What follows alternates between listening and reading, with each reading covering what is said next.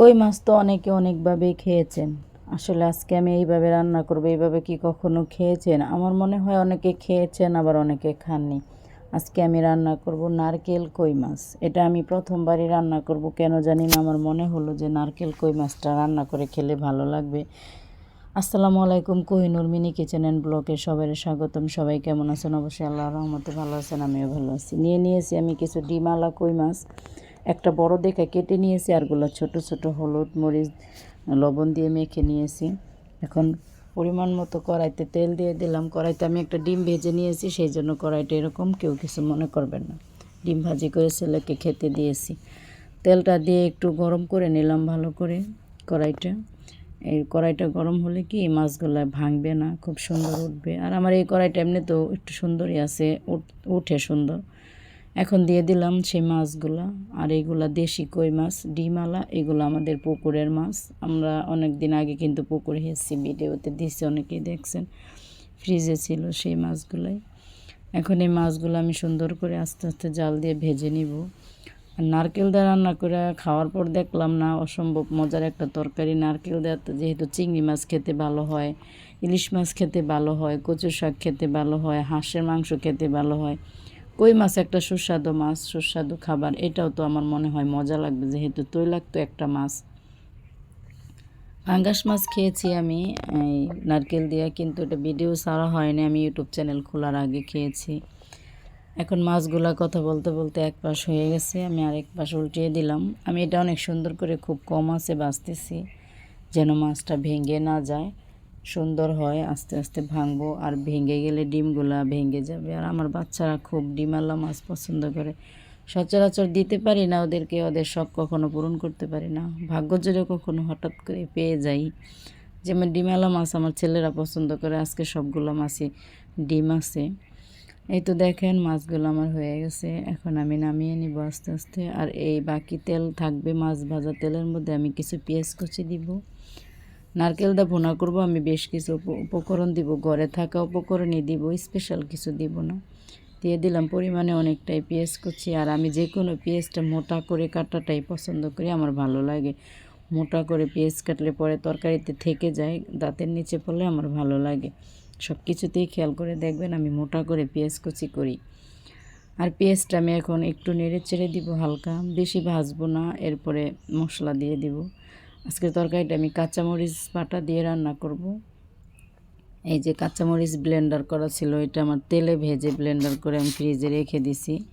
দিয়ে দিলাম হলুদের গুঁড়া, পরিমাণে একটু বেশি দিলাম যেহেতু কাঁচামরিচের তরকারিটা, সেই জন্য। আর সামান্য একটু লাল মরিচের গুঁড়া দিছি, ওটা না বললেই চলে। দিয়ে দিলাম ধনিয়ার গুঁড়া আর জিরার গুঁড়া, এগুলা তো সাধারণত সবাই দেয়, আমিও দিয়ে দিলাম।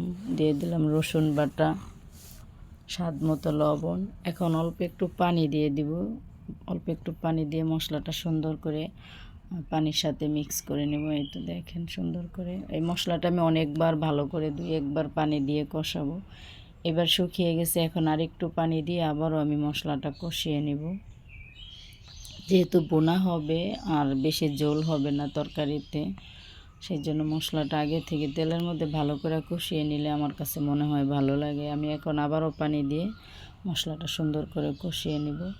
একটা টমেটো দিব, একটু কষানো হয়ে নিক, তারপরে একটা টমেটো দিব কালারটা সুন্দর হওয়ার জন্য। আর টমেটো দিলে স্বাদটাও কিন্তু বাড়ে, সবাই জানেন টমেটো দিলে যে কোনো তরকারির স্বাদটা একটু বেড়েই যায়, অবশ্যই মজা হয়।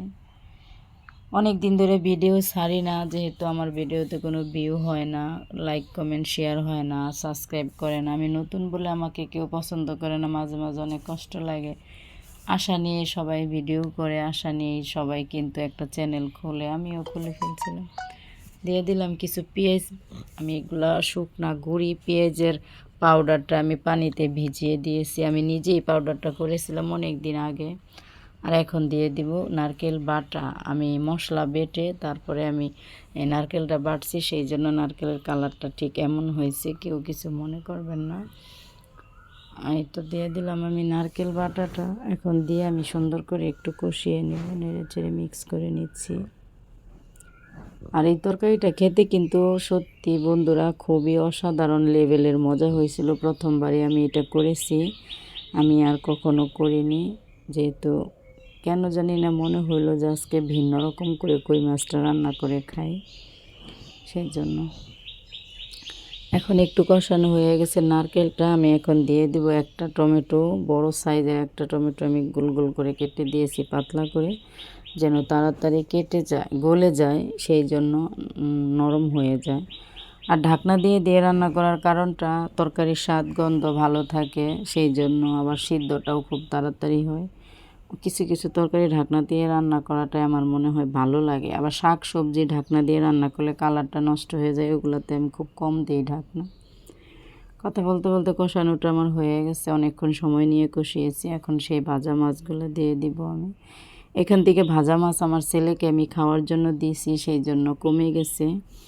আমার ছেলেকে শুধু শুধু খাওয়ার জন্য দিয়েছি। ছোট মানুষ রোজা রাখে, একটা ডিম ভাজি করে দিয়েছি ওই যে মাছ ভাজার আগে, আবার সাথে একটা মাছও দিলাম। খেয়ে একটু খুশি হলো ছোট মানুষ। এখন আমি মাছগুলা দিয়ে পরিমাণ মতো ঝোলের পানি দিয়ে দিলাম। এখন রান্না হবে, যতক্ষণ সময় লাগে। প্লিজ প্লিজ সবাই একটু আমার চ্যানেলটা সাবস্ক্রাইব করে পাশে থাকেন না। আমি একটা গরিব মানুষ, অনেক অসহায় মনে করি। আমার রান্না বান্না দেখে হয়তো আপনারা বুঝতে পারেন। চ্যানেলটা আপনাদের আশায় খুলছি, প্লিজ সবাই সাবস্ক্রাইব করে দেন। প্লিজ প্লিজ সবাই পাশে থাকেন, কমেন্ট করেন, লাইক করেন, শেয়ার করেন। প্লিজ প্লিজ সবার আমি একটু অনুরোধ করে বলতেছি, আপনারা পাশে না থাকলে আমার মতো মানুষ কোথায় যাবে বলেন? আপনাদের আশায় তো চ্যানেলগুলো মানুষে খোলে, আমিও খুলছি।